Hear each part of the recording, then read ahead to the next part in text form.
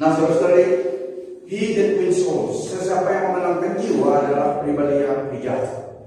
He that wins soul is wise. Ini dalam Amsal 11, firman Tuhan dalam ayat 30. Kalau dalam tafsiran bahasa Indonesia pun agak kurang tepat daripada original pengertiannya, original intention ayat ini. Jadi silakan baca dan kita akan emphasize lebih daripada Amplified Bible. Kalau dalam bahasa tafsiran baru, hasil orang benar adalah pohon kehidupan, dan siapa bijak mengambil hati orang. Jadi kalau kita lihat begitu sekali pandang, kita pikir itu menyenangkan orang. Tapi yang maksud sebenarnya dalam firman Tuhan, intention firman Tuhan adalah he that wins soul is wise, memenang jiwa. Di dalam Amplified Bible, the fruit of the uncompromisingly righteous is a tree of life, and he who is wise captures human life for God. As a fisher of men, he gathers and receives them for eternity.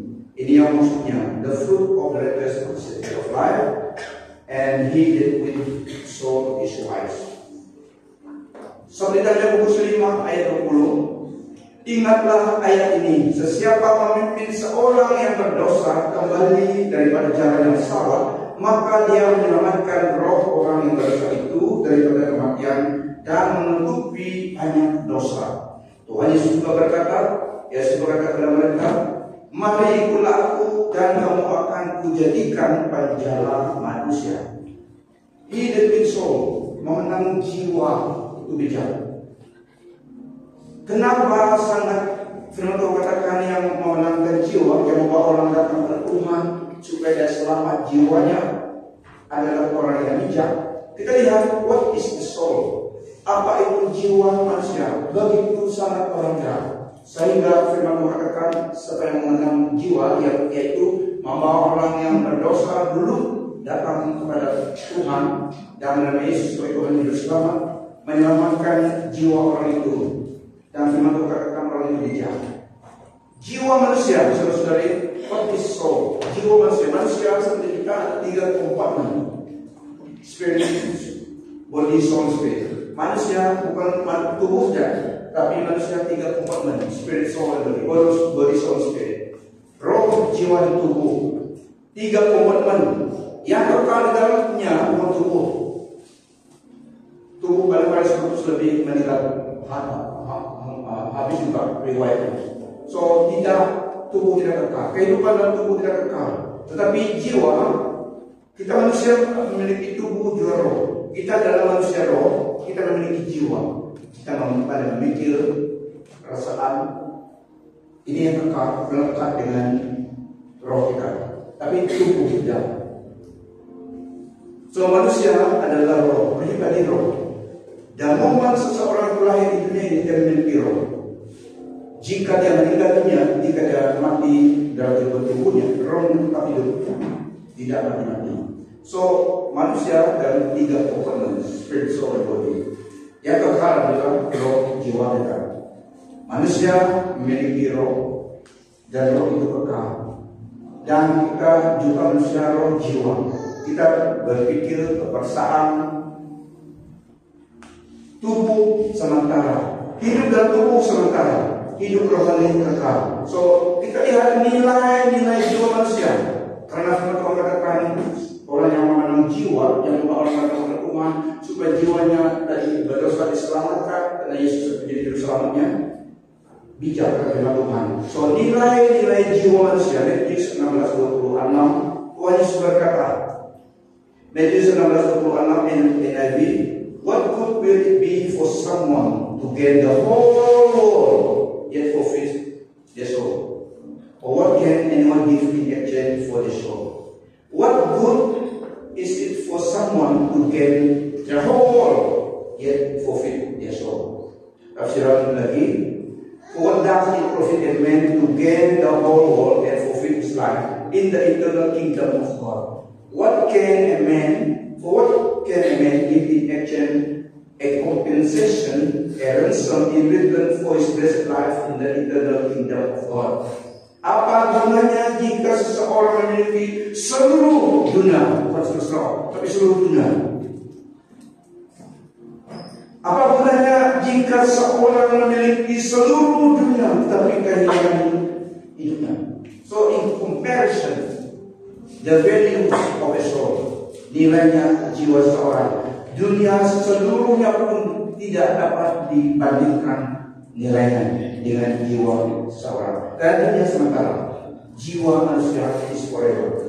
So apa gunanya jika seorang memiliki seluruh dunia tetapi kehilangan hidupnya?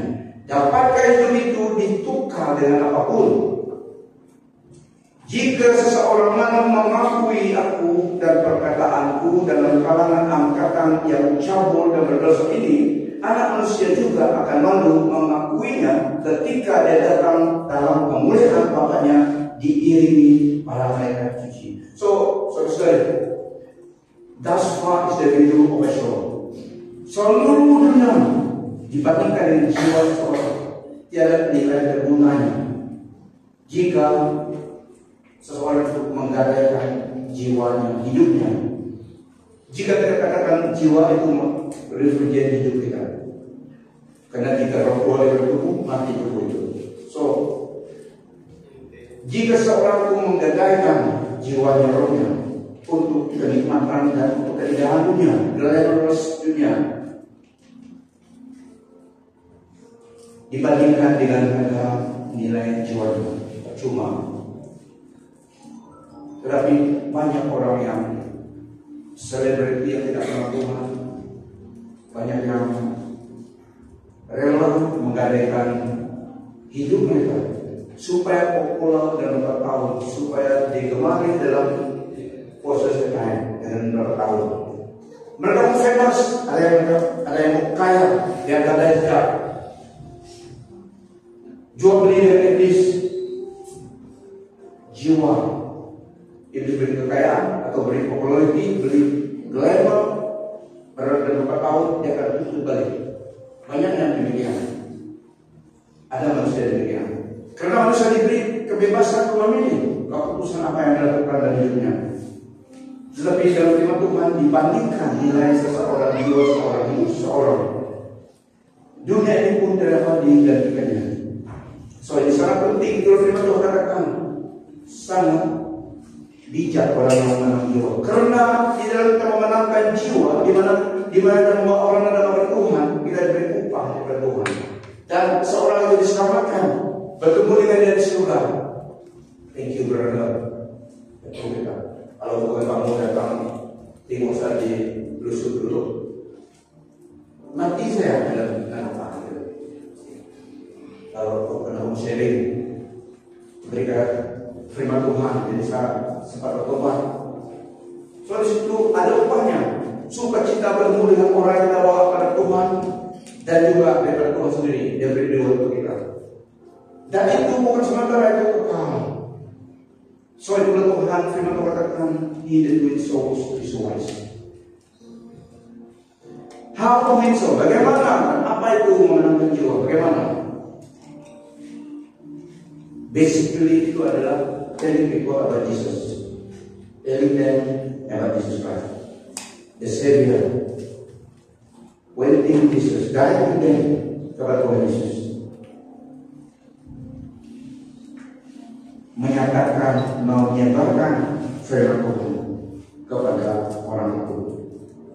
Jika dia percaya dia menerima Yesus, jika dia respon, dia menerima Yesus sebagai Tuhan Yesus, maka dia selamat untuk kebaikannya. Jika dia menolak, firman itu juga akan judge dia. So how to win soul? Bagaimana dan apa itu win soul? Beritahu pada orang yang tentang Yesus, sesungguhnya harapan hidup selamat. Terima dia sebelum mati. Kadang-kadang pemberitaan Injil harus asal pada kontennya. Kalau dipelipit, evangelism exposure itu dapat digunakan dengan budaya mereka. Tapi kalau di Indonesia belum tentu dia diterima. Karena terlalu kasar. Kalau kamu tidak terima Tuhan, pasti kamu masuk neraka. ini begitu. Tapi orang Filipin paham karena mereka sedang kasar juga. Orang Filipin jadi kata mereka. So ini evangelist exposure diajarkan dari di Filipin, oke. Karena mereka sambut menerima. Karena budaya mereka biasa itu. Tapi kalau di Sarawak mungkin kalau kau di kampung-kampung kau macam itu, jangan tutup saya. Mereka bilang tutup mereka. Tapi itu kebenaran, tapi penyampaiannya terlalu kasar. Tapi ada tempatnya, ada masanya untuk kasar. Depend pada personality seorang itu. Kalau kamu lembut tidak masuk, jadi harus kasar. Kasar maksudnya kebenaran, tapi penyampaiannya lurus saja, tidak ada harus. Kalau kamu tidak terima Tuhan, firman katakan satu-satunya dosa Yesus. Kalau kamu mati bisa rusak, pasti kamu masuk neraka. Firman katakan itu benar, tapi cara penyampaiannya tidak senang diterima. Tapi ada tempatnya. So apa itu winning soul? Bagaimana menenangkan jiwa? Itu ada sekadar berita baik kepada orang itu, karena kamu mengasihi dia, jiwanya. Jika dia menolak itu bahaya sekali. Okay, so directing people to Christ supaya mereka mendengar Injil Yesus, karena Injil itulah menyelamatkan. Apabila mereka percaya kepada penyampaian Injil yang kamu sampaikan itu. Roma 1:16. Sebab aku mempunyai keyakinan yang kokoh dalam Injil, karena Injil adalah kekuatan Allah atau kuasa Allah yang menyelamatkan setiap orang yang percaya. Pertama-tama orang Yahudi, tetapi juga orang Yunani. For I am not ashamed of the gospel, because it is the power of God that brings salvation to everyone who believes. First for the Jew, then for the Gentile. Kita sampaikan firman Tuhan itu, yang percaya diselamatkan, yang tidak percaya condemn. Tapi itulah kebenarannya. Karena hanya satu nama yang dinyatakan, nama Tuhan Yesus dan Injil Yesus kita sampaikan. Itulah yang menyatakan kuasa Allah menyertai Injil itu. Karena Injil firman Tuhan adalah dari Dia, Allah yang Maha Kuasa itu. Kita semua menyambungkan, convey, distribution of the bread of life kepada orang. Yang menerima diselamatkan, yang menolak pasti dikondem karena pilihannya sendiri. So satu nama yang dapat menyelamatkan, Yesus. Isaiah 4 ayat 12 mengatakan, salvation is found in no one else, for there is no other name under heaven given to mankind by which we must be saved. Dan keselamatan tidak ada di dalam siapapun juga selain di dalam Yesus. Sebab di bawah kolong langit ini tidak ada nama lain yang diberikan kepada manusia yang olehnya kita dapat diselamatkan. Jika manusia mereka jalan keselamatan buahkannya sendiri, S3 meskipun dalam ideologinya, dalam yang diajar itu bagi dia selamat, tapi dengan hanya di hadapan Allah yang Maha Kuasa hanya satu jalan. Ada manusia yang mereka akan jalan keselamatan sendiri dengan kekuatan, dengan kebaikan, tanpa Tuhan Yesus. Ada yang juga, ada yang sesat. Tetapi firman Tuhan Alkitab adalah penentuan sesuatu agreement. So the God wants the fellowship. Hanya Tuhan Yesus jalan keselamatan bagi yang percaya padanya. Kehendak Allah adalah untuk keselamatan dari semua orang. For God so loved the world that He gave His one and only Son Jesus Christ, so that whoever believes in Him will not perish but have eternal life. So whoever believes, even though God loved the whole world, tapi salvation hanya kepada orang yang menerima Yesus. Tapi kehendak Allah adalah keselamatan dari manusia.